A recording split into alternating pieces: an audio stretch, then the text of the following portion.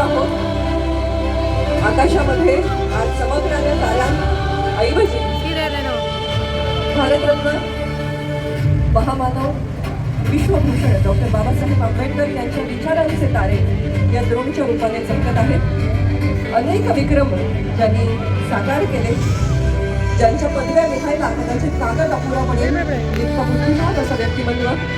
पहिले भारतीय ज्यांनी परदेशामध्ये जाऊन अर्थशास्त्रामध्ये PhD उच्च पदवी संपादन केली.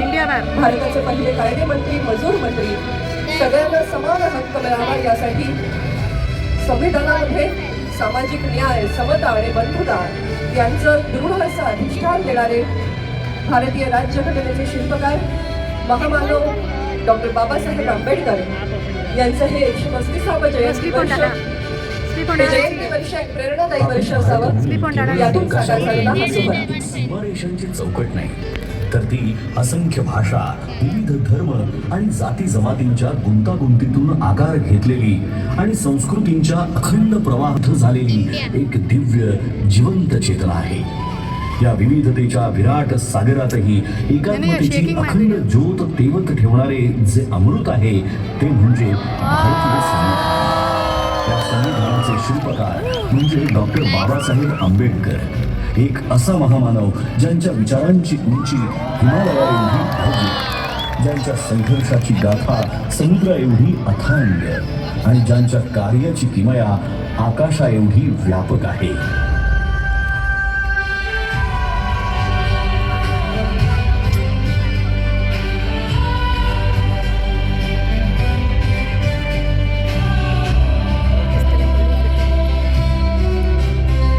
संविधानाच्या प्रत्येक ओळीतून उलगडणारी डॉक्टर बाबासाहेब आंबेडकर यांची दूरदृष्टी ही केवळ कायद्यांच्या चौकटीपुरती मर्यादित नाही, तर ती एका आदर्श समाज रचनेची जिवंत प्रतिमा आहे.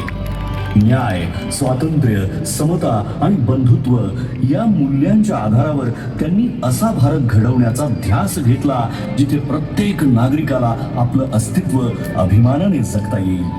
त्यांनी केवळ संविधानाची रचना केली नाही, तर एक असा भारत निर्माण केला जो प्रगत, न्यायप्रिय आणि समताधिष्ठित असेल आणि जिथे आधुनिक भारताची बीजे पेरली जातील. ज्या महामानवाने देशाच्या उज्ज्वल भविष्याची भक्कम पायाभरणी केली त्या डॉक्टर बाबासाहेब आंबेडकर यांचं बालपण मात्र अत्यंत कठीण, वेदनांनी आणि अपमानाने भरलेलं होतं. अस्पृश्यतेच्या काळोख्या सावटाखाली त्यांना शाळेत वेगळं बसवलं जाईल. पाण्याच्या एका थेंबासाठी त्यांना वंचित ठेवलं जाईल.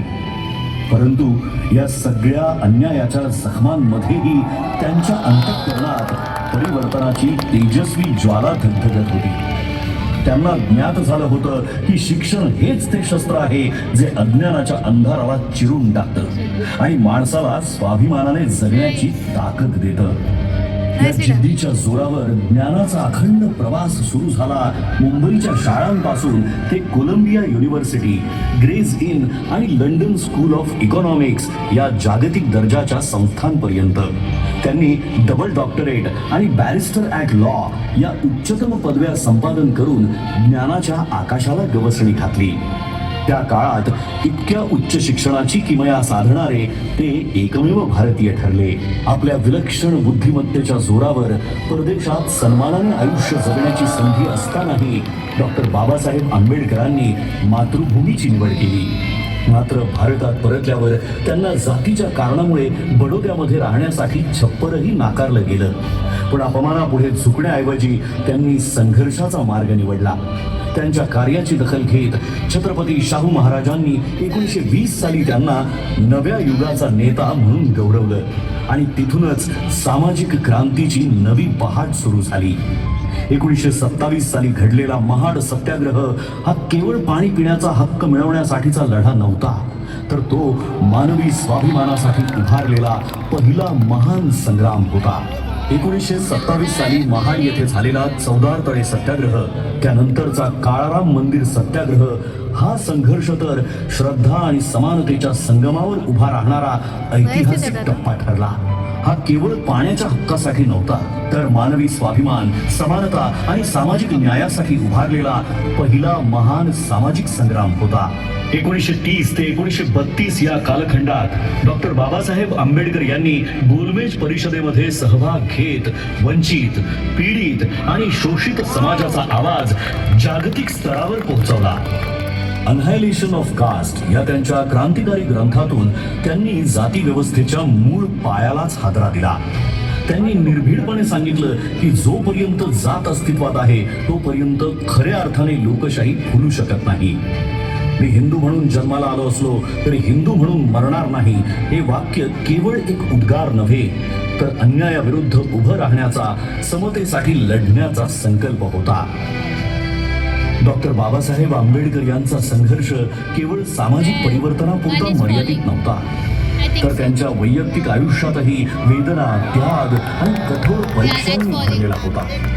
या कठीण प्रवासात त्यांच्या सोबत खंबीरपणे उभ्या राहिल्या त्या म्हणजे रमाबाई आंबेडकर, एक शांत, संयमी पण अतूट सामर्थ्याची मूर्ती. घरात आर्थिक तंगी असताना उपासमारीच्या छायेतही त्यांनी कधीही तक्रार केली नाही. योग्य उपजे आपल्या लेकराला गमावण्याचं असह्य दुःख त्यांना सोसावं लागलं, तरीही या दुःखाने त्या खचल्या नाहीत. स्वाभिमानाने जगण्याचा मार्ग खुला केला. कामगार मंत्री म्हणून शपथ घेताना 8 तासांचा कामाचा दिवस, साप्ताहिक सुट्टी, किमान वेतन आणि सामाजिक सुरक्षेचे हक्क हे केवळ कायदे नव्हते, तर कष्टकऱ्यांच्या आयुष्याला मिळालेले संरक्षण कवच होते. डॉक्टर बाबासाहेब आंबेडकर यांच्या दृष्टीने स्त्री ही केवळ कुटुंबाचा भाग नव्हती, तर समाजाच्या उभारणीचा केंद्रबिंदू होती. म्हणूनच त्यांनी महिलांच्या आर्थिक स्वातंत्र्याला, शिक्षणाला प्रथम दर्जा दिला. बालविवाह, सतीप्रथा, देवदासी प्रथा आणि विधवांचं अमानुष शोषण या सर्व कुप्रथांविरुद्ध त्यांनी प्रखर आवाज उठवून समानतेचा हक्क दिला. कायदा मंत्री म्हणून त्यांनी सादर केलेल्या हिंदू कोड बिलने महिलांना घटस्फोटाचा अधिकार, मालमत्तेत समान हक्क आणि वैयक्तिक आयुष्यात स्वायत्तता मिळवून देत अशा अभूतपूर्व निर्णयाने इतिहास रचला.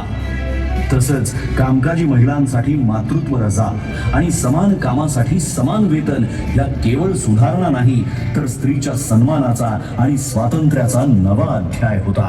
कायदा मंत्री म्हणून त्यांनी सादर केलेल्या हिंदू कोड बिलने महिलांना घटस्फोटाचा अधिकार, मालमत्तेत समान हक्क आणि वैयक्तिक आयुष्यात स्वायत्तता मिळवून दिली आणि या अभूतपूर्व निर्णयाने इतिहास रचला.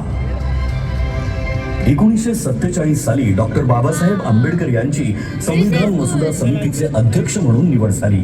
या जबाबदारीला न्याय देत त्यांनी भारतीय संविधान या अद्वितीय ग्रंथाची निर्मिती केली, जो जगातील सर्वश्रेष्ठ संविधानांपैकी एक आहे.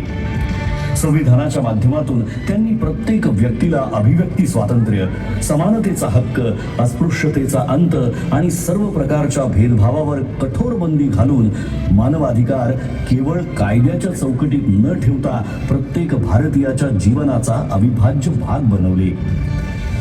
तसंच समता, करुणा आणि प्रज्ञेच्या प्रकाशात त्यांच्या आत्मसन्मानाला एक नवी उंची प्राप्त करून दिली. महात्मा ज्योतिराव फुले, भगवान गौतम बुद्ध आणि संत कबीर हे डॉक्टर बाबासाहेब आंबेडकर यांचे प्रेरणा स्रोत होते. त्यांच्या विचारांच्या मुळाशी असलेली स्वातंत्र्य, समता आणि बंधुत्व ही मूल्ये त्यांना विशेषतः भगवान बुद्धांच्या तत्वज्ञानातूनच सापडली. 14 ऑक्टोबर 1956 रोजी नागपूर येथील दीक्षाभूमीवर इतिहासाला वळण देणारा तो निर्णायक क्षण आला. त्या दिवशी डॉक्टर बाबासाहेब आंबेडकरांनी बौद्ध धम्माचा स्वीकार केला आणि सुमारे 5 लाख अनुयायांना धम्मदीक्षा देऊन एका महान सामाजिक क्रांतीची सुरुवात केली. जगातील सर्वात मोठे शांततापूर्ण सामूहिक धर्मांतर म्हणून या घटनेची इतिहासात नोंद झाली. त्यांनी केवळ संविधानाची निर्मिती केली नाही, तर एका सशक्त, न्यायप्रिय आणि एकात्म राष्ट्राचा पाया रचला. म्हणूनच ते केवळ एका समाजाचे नेते नाहीत, तर संपूर्ण भारताचे राष्ट्र निर्माते आहेत. अशा या महान विभूतीचे, या युगपुरुषाचे आपण आज कृतज्ञतेने स्मरण करूया आणि अभिमानाने, आत्मसन्मानाने आणि एकतेच्या भावनेने म्हणूया, जय भीम, जय भीम, जय भीम.